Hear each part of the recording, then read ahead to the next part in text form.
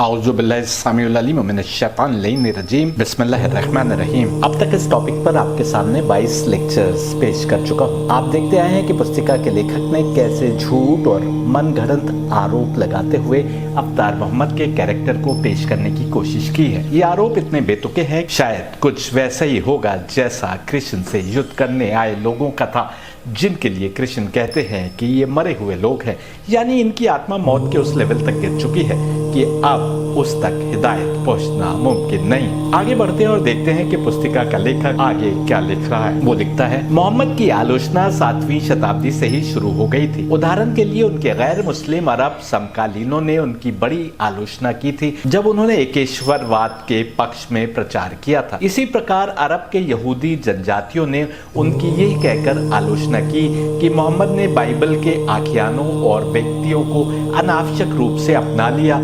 यहूदी विश्वास के विष को पी गए थे और बिना किसी चमत्कार का प्रदर्शन करते हुए खुद को अंतिम पैगंबर घोषित कर दिया था। यह भी आलोचना की गई थी कि हिब्रू बाइबल में भगवान द्वारा चुने गए सच्चे पैगंबर और झूठे दावेदार के बीच अंतर बताया गया है। उस पर भी मोहम्मद खरे नहीं उतरते। इन्हीं सब कारणों से वे लोग मोहम्मद को हामेशुगा कहकर बुलाने लगे, जिसका हिब्रू में अर्थ होता है पागल। मध्य युग में विभिन्न पश्चिमी और बाइजेंटीन ईसाई विचारक मोहम्मद को विकृत, दुराचारी, झूठा पैगंबर और यहाँ तक कि ईसा विरोधी मानते थे। ईसाई जगत में उन्हें अक्सर एक विधर्मी यानी हेरेटिक या दानव के जाल में फंसा हुआ माना जाता था। उनमें से थॉमस एक्विनास आदि कुछ विचारकों ने मोहम्मद की इस बात के लिए आलोचना की कि उन्होंने अगले जन्म में इंद्रिय आनंद मिलने का वादा किया। यहाँ पर गौर करने की बात यह है कि कहा जा रहा है कि यहूदी जनजातियों ने उनकी ये कहकर आलोचना की कि मोहम्मद ने बाइबल के आख्यानों और व्यक्तियों को अनावश्यक रूप से अपना लिया। यहूदी विश्वास के विष को पी गए थे और बिना किसी चमत्कार का प्रदर्शन करते हुए खुद को अंतिम पैगंबर घोषित कर दिया था।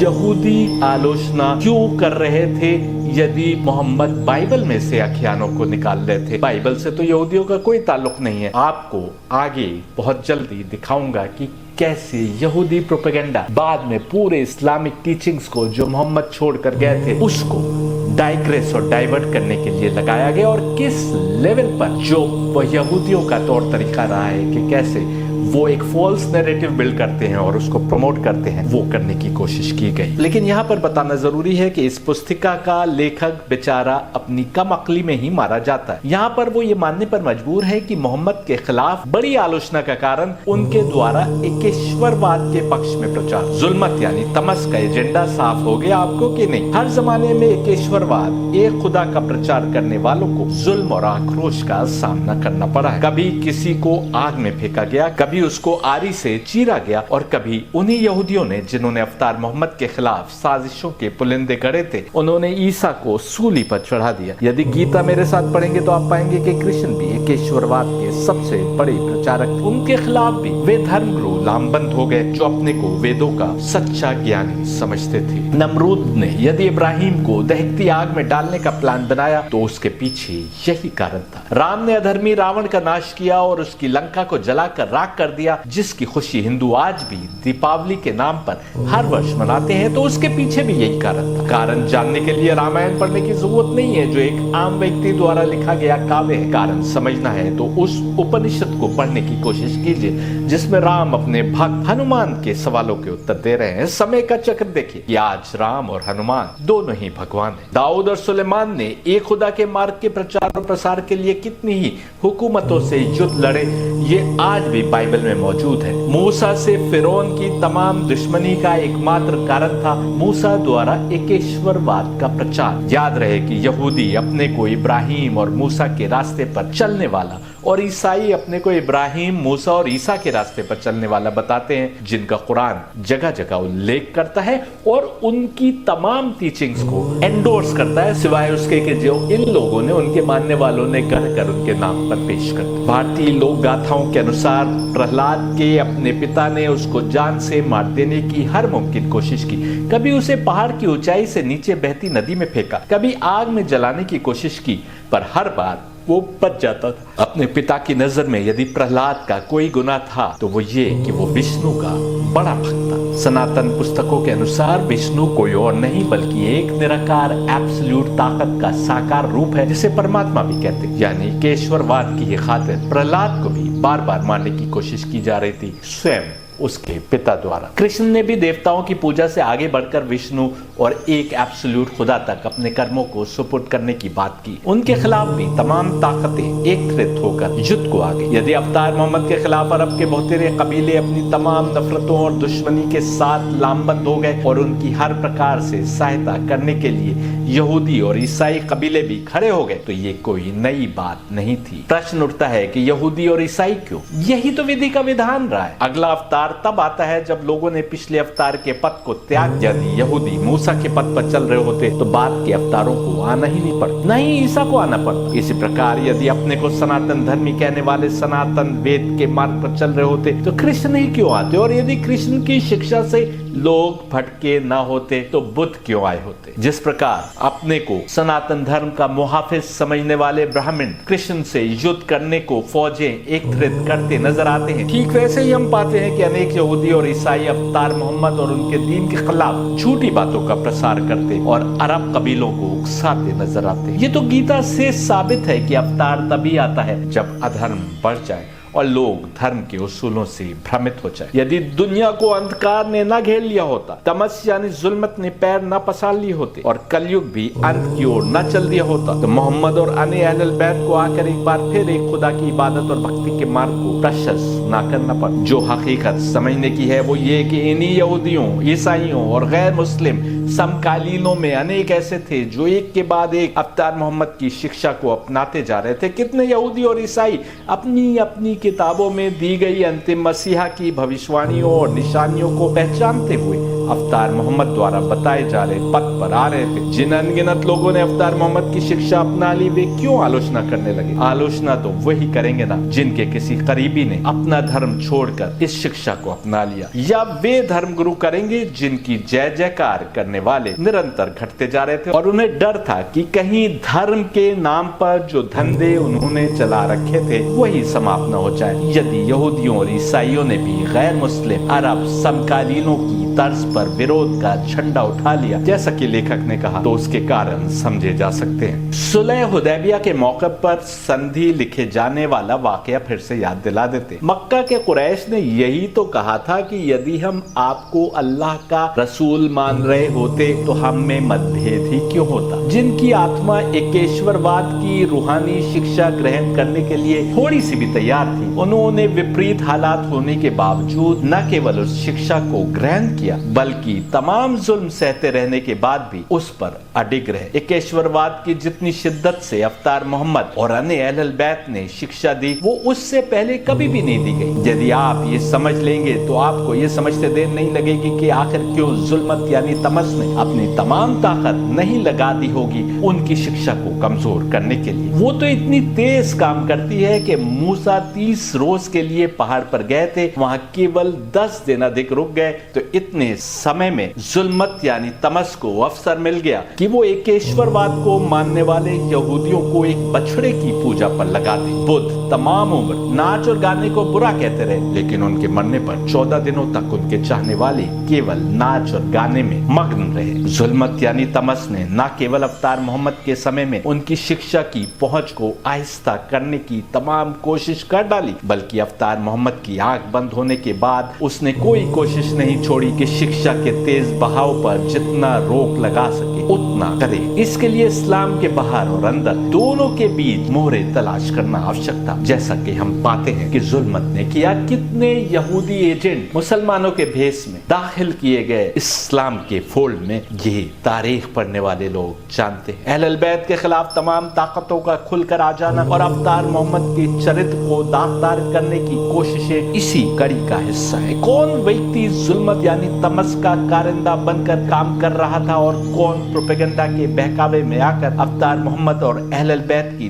दुश्मनी पर उतर आया, हम आप नहीं बता सकते। सत्य और असत्य की, नूर और जुल्मत की ये लड़ाई हर जमाने में जारी रही है। जुल्मत निरे झूठ को प्रसारित नहीं करती, बल्कि झूठ को सत्य का लबादा उड़ाकर पेश करती है, ताकि इंसान को घेर कर जुल्मत के मार्ग पर खींच लाया जा सके। प्रश्न ये उठता है कि आखिर एकेश्वरवाद के कॉन्सेप्ट से दूसरों को इतनी नफरत और दुश्मनी पैदा क्यों हो जाती है कि वे उसका नामो निशान तक मिटाने को एकजुट हो जाते। इसके दो मुख्य कारण है। पहला ये कि इंसान अभी तक तमस यानी जुल्मत नामी उस नेगेटिव फोर्स को पहचान ही नहीं सका, जिसका मुख्य उद्देश्य इंसान को सत्य मार्ग से भटकाकर दुनिया की चाहतों और वसवसों में गर्क कर देना। हर जमाने में अनेक दुनिया परस्त लोग उस नेगेटिव फोर्स से जुड़कर नाम, ताकत और दौलत हासिल करते रहे। अब तो हालात यहाँ तक पहुंच गए हैं कि कुछ लोग खुलकर इस नेगेटिव फोर्स से न केवल जुड़े होने की बात को कबूल करते हैं, बल्कि ये भी मानते हैं कि इसकी पूजा अर्चना करने से दुनिया की ताकत, शोहरत, दौलत आदि मिलती है। ऐसे लोग इल्यूमिनाटी के नाम से अपने विचारों का प्रसार तक करने में लगे हैं। हालांकि अनेक अन्य भी हैं जो मुंह से बोलते तो नहीं, लेकिन उनका आचरण और विचार उन जैसे ही हैं। यानी कलयुग के लोगों की गिरावट अब इस स्तर तक पहुंच चुकी है कि उन्हें कोई अंतर नहीं पड़ता यदि अपने को खुलकर शैतानी ताकतों का परस्तार बतलाएं। एक ही खुदा का मार्ग हर जमाने में बताया जा रहा था। उसका एक जीता जागता सबूत यह है कि आज हर धर्म के मानने वाले किसी न किसी मसीहा की प्रतीक्षा कर रहे हैं, जिसके आने पर सारी दुनिया अमन और इंसाफ से भर जाएगी।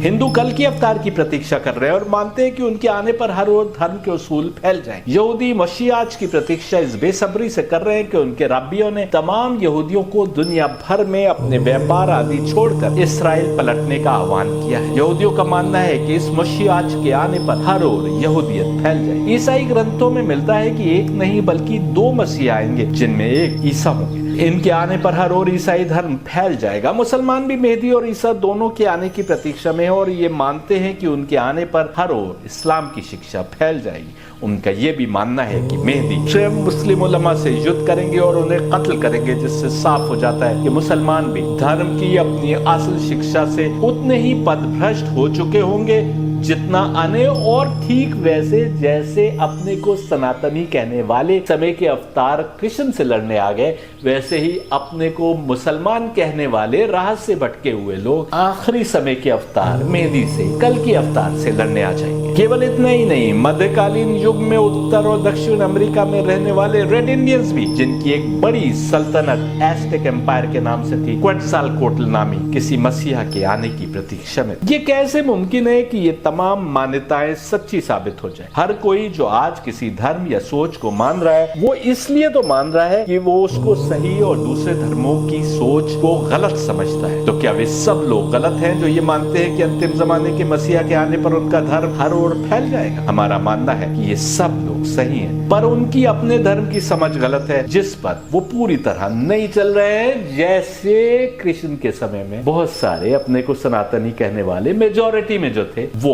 धर्म से भ्रष्ट हो चुके थे। हर ग्रंथ में बताया जा रहा था कि अंतिम जमाने में उस सत्य मार्ग पर, जिसे अरबी में सिरात मुस्तकीम यानी सीधा रास्ता कहा गया, इंसानियत आ जाएगी। केवल दो मार्ग रह जाएंगे, सत्य मार्ग और दूसरा उससे विचलित बहका हुआ मार्ग। कोई किधर ही विचलित क्यों ना हो, वो भटका हुआ तो कहलाएगा ही। फिर इससे क्या अंतर पड़ता है कि कोई हिंदू है या कोई मुसलमान, कोई ईसाई है या यहूदी?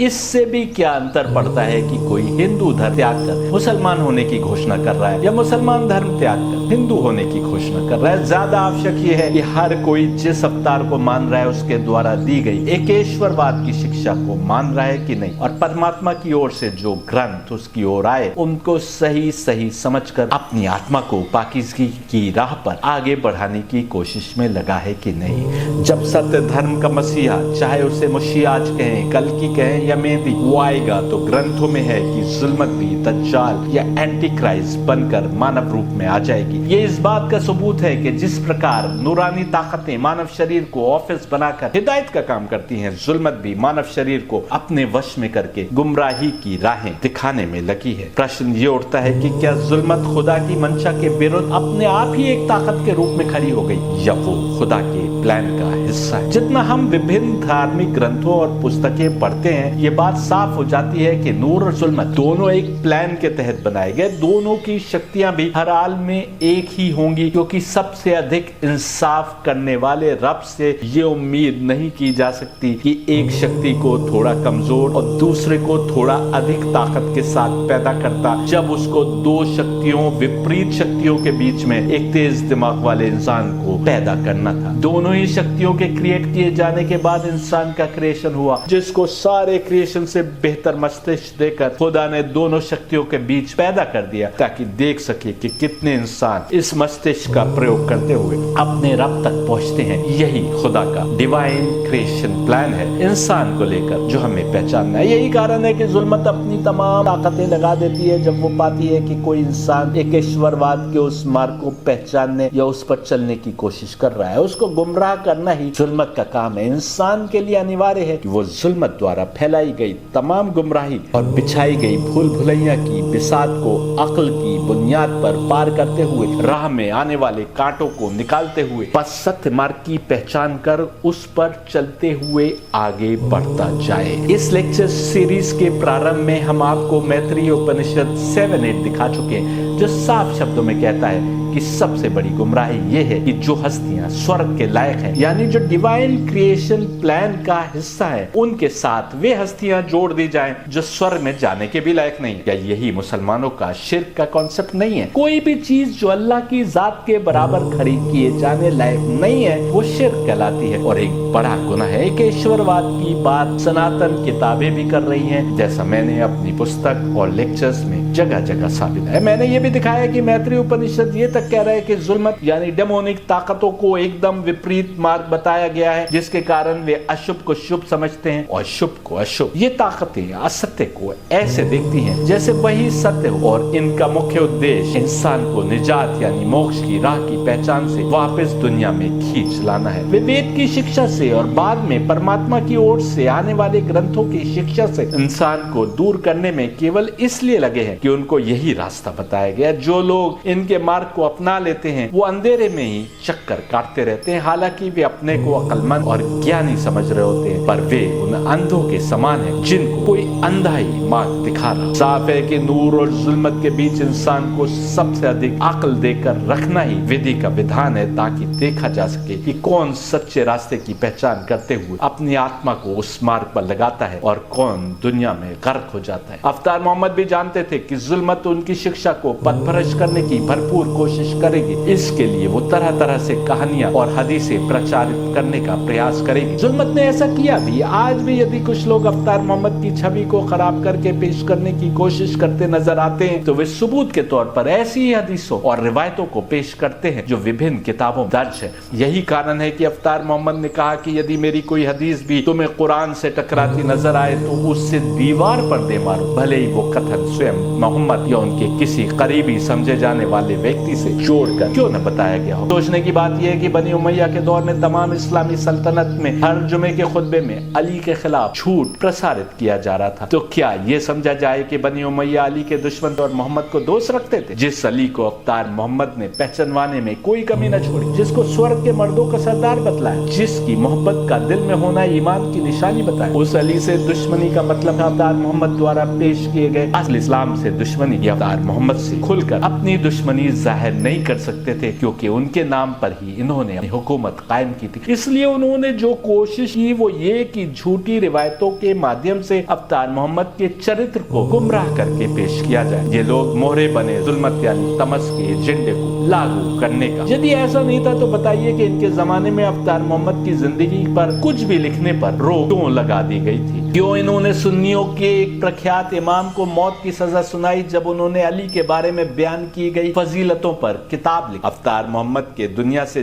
जाने के 200 साल बाद जब हदीसें लिखने की मनाही हटी, तब तक हक और बातिल, सत्य और असत्य में अंतर करना मुश्किल हो चुका। ये ठीक वैसे था जैसे ईसा के जाने के बाद 300 सालों तक उनके मानने वालों पर प्रताड़ना जारी रही। उनका नाम लेने, उनके रास्ते पर खुलकर चलने पर पाबंदी थी और ईसा के मानने वालों को भूखे शेरों के सामने सामने डाल दिया जाता था या जिंदा जला दिया जाता था। 300 साल बाद जब कॉन्स्टेंटीन नामी बादशाह ने ईसा की शिक्षा को अपनाया और खुलकर ईसा की शिक्षा का प्रचार प्रसार प्रारंभ हुआ, तब तक ईसा की असली शिक्षा की समझ से लोग दूर आ चुके। जुल्मत यानी तमस ने गॉड, होली स्पिरिट और जीसस की शिक्षा को ऐसे पेश किया था कि अब उस शिक्षा के आगे किसी आने वाले अवतार का कोई स्थान शेष नहीं रह गया। आज यदि हिंदुओं के घरों में वेद नहीं मिलते तो इसके पीछे भी यही कारण। जुल्मत यानी तमस का काम ही ये है कि वो इंसान को सत्य मार्ग से गुमराह करे और इसके लिए वो और उसके तमाम कारिंदे काम में जुटे हैं। लेकिन बड़ा प्रश्न ये है कि आम लोग क्यों इनका अनुसरण करते हुए ईश्वरवाद के खिलाफ मोर्चे में शामिल हो जाते हैं। ये कुछ वैसा ही था कि जब हर घराने का कोई न कोई कुल देवता था जिसकी पूजा होती थी और विभिन्न अवसरों पर विभिन्न देवताओं की पूजा होती थी, तो ऐसे लोगों के बीच कृष्ण ने कहा कि देवता तो स्वयं एक डिवाइन प्लान का हिस्सा है, उनसे आगे बढ़ो और परमात्मा की समझ पैदा करो। वहां तक पहुंच जाओ तो एक निराकार एब्सोल्यूट ब्रह्म के आगे, जिसको अब मुसलमान अल्लाह कहते हैं, स्वयं को समर्पित कर। वहां भी धर्मगुरु और ब्राह्मणी सबसे अधिक नफरतें दिल में पाले कृष्ण के खिलाफ कौरवों और अन्य महारथियों को एकजुट करते नजर आते हैं। और यहाँ भी यहूदी और ईसाई पादरी एवं विभिन्न कबीलों के सरदार ऐसी नफरतें लिए नजर आते हैं कि ओहद के युद्ध में हम पाते हैं कि अबू सुफियान की पत्नी हिंदा हमजा के मृत शरीर को काटकर कलेजा निकालती है और उसे चबाती है। यदि अवतार मोहम्मद कहते कि तमाम खुदाओं के बीच मेरे खुदा को भी शामिल कर लो तो अरब कबाइल को कोई आपत्ति ना होती। आखिर जो 360 खुदाओं को मान रहे थे उन्हें एक और खुदा को मानने में क्या आपत्ति हो सकती थी। लेकिन सवाल था 360 खुदाओं को नकारने का। बाप दादा ने जिन खुदाओं को पूजा था उनको कैसे छोड़ सकते थे, विशेषकर तब जब मक्का वासियों की तमाम दौलत, ताकत और शान और शौकत उस काबा से जुड़ी थी जिसमें इन्होंने अपने 360 खुदाओं की मूर्तियां रखी हुई थी। दूर दूर से बद्दू अरब अपनी कमाई लाकर इन खुदाओं के आगे न्यौछावर करते थे जो अन्न इनको ही मिलती थी। दरअसल हकीकत तो यह है कि हर जमाने में एक खुदा को ना मानने के पीछे सामाजिक आर्थिक कारण अधिक रहे। कृष्ण के समय के गुरु और ब्राह्मणों की भी तमाम इज्जत, दौलत और ताकत इस कारण थी कि खुदा और आम इंसान के बीच उन्होंने अपने को विराजमान कर लिया था। उनके बिना ना तो खुदा की पूजा हो सकती थी और ना यज्ञ आदि। इससे ही लोग उनका आदर करते थे, उनके लिए अपनी तमाम दौलत न्यौछावर करने को तैयार थे। ऐसा इसलिए कि इन्होंने ऐसा माहौल बना रखा था जिसमें इन तक आने पर ही खुदा के मार्ग पर आगे बढ़ने के दरवाजे खुलते थे। ये क्यों कर आसानी से मान लेते। यदि कोई कहता कि उस खुदा से गहरा रिश्ता तो तुम अपनी कुटिया के किसी कोने में बैठकर भी बना सकते हो। यदि कोई कहता कि तुमको आलीशान मंदिर में आकर कुछ रस्में निभाने की आवश्यकता नहीं, तुम अपना हर कर्म सात्विक बना सकते हो यदि तुम उस कर्म को करते समय खुदा की याद को दिल में जगा लो। इबादत खानों की गुल्लक में अपनी दौलत डालने के स्थान पर सीधे किसी गरीब, अनाथ, विधवा, बेसहारा या यात्री पर खर्च करो उस अल्लाह को याद करते हुए। यदि कोई पंडित या मुल्ला के पास से स्वर्ग है कि स्वर्ग तो माँ के पैरों तले है इसलिए माँ की सेवा करो, तो वो मुल्ला या पंडित क्या विचार रखेगा। जिस दौलत को तुम अपनी पूंजी समझते हुए औरतों और शराब आदि पर उड़ा रहे हो, कोई कहे कि तमाम दौलतों के मालिक, यहाँ तक कि तुम जो खाना खाते हो उसके भी मालिक देवता यानी अहलुल बैत है और तुम्हें वो दौलतें देकर उनका संरक्षक बनाया गया है। लिहाजा यदि तुम अपने खाने में से इन देवताओं के नाम का नहीं निकालते तो तुम चोर हो, जैसा गीता कह रही है। तो फिर लोग क्यों नहीं लड़ने आएंगे जिनके दौलत कमाने के रास्ते बंद हो रहे हैं। गीता 3:12 देखिए, those devas shall bestow on you all gratifications you desire. One who eats what is given to them without giving in turn to them, he is a thief indeed. तुमने औरतों को अपनी संपत्ति समझ लिया और जब चाहे एक औरत को किनारे कर दूसरी औरत पर अपना प्रेम न्यौछावर करते फिर तो और कोई तुम्हें अधिकतर 4 औरतों तक सीमित कर दे, वो भी इस शर्त के साथ कि तुम उनके साथ बराबरी और इंसाफ करो। ये बराबरी और इंसाफ ऐसी ही हो कि यदि तुम एक के लिए कोई उपहार लाए तो दूसरे के लिए भी लाओ, एक के साथ एक रात बिताओ तो दूसरी रात दूसरे के साथ बिताओ। विरासत में दोनों को बराबर का शरीक करो, चाहे तुमको कोई एक दूसरे से अधिक पसंद क्यों ना हो। जिस समाज में ऊंच नीच की दीवारें ऐसी खड़ी हो चुकी हों कि एक के हाथ का छुआ दूसरा खाना पसंद नहीं करता, ब्राह्मण बताते थे कि कौन मंदिर में आ सकता है और कौन नहीं, ऐसे समय में गीता ने कहा कि पंडित तो वो है जिसके लिए ब्राह्मण, गाय, हाथी, कुत्ता और कोई यदि कुत्ता पका कर खाता हो तो वो सब बराबर। गीता 5:18 देखिए, in regard to a Brahmin endowed with learning और humility, a cow, an elephant and even a dog as also one who cooks dog.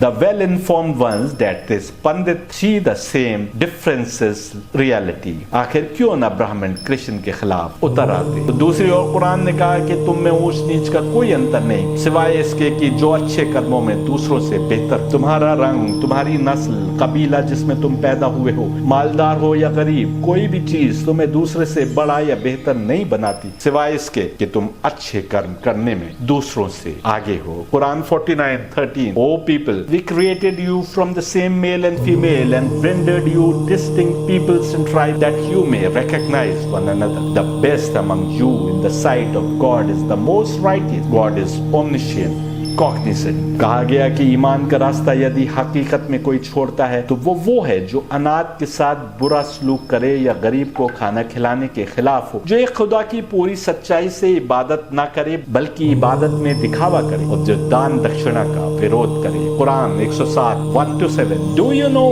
who really rejects the faith? That is the one who mistreats the orphans and does not advocate the feeding of the poor. And woe to those who observe the contact prayers, that is salat, who are totally heedless of their prayers. They only show up and they forbid charity. इस्लाम ने जबरन धर्म परिवर्तन को भी मना कर दिया। कोई ऐसा व्यक्ति जो अपने धर्म में रहते हुए अपनी आत्मा को साध नहीं पाया, वो किसी दूसरे धर्म में जाकर भी क्या आत्मा को साध लेगा? यदि उसने किसी भी धर्म में रहते हुए अपनी आत्मा को बेहतरी के मार्ग पर लगाते हुए एक रब की इबादत की होती और सच्चे दिल से हक और हकीकत को पाने की कामना किए होता तो उसको सत्य मार्ग की ओर खींच लेना तो स्वयं परमात्मा की जिम्मेदारी हो जाती है। हम और आप कौन होते हैं जबरन किसी को इस धर्म से धर्म में लाने वाले या उधर से इधर लाने वाले? Quran 18:29 Proclaim this is the truth from thy Lord, then whoever wills let him believe and whoever wills let him disbelieve. अब आप शायद समझ सकें कि अबू सुफियान जैसे कुरैश सरदार या स्वयं मोहम्मद के चचा अबू लहब आदि की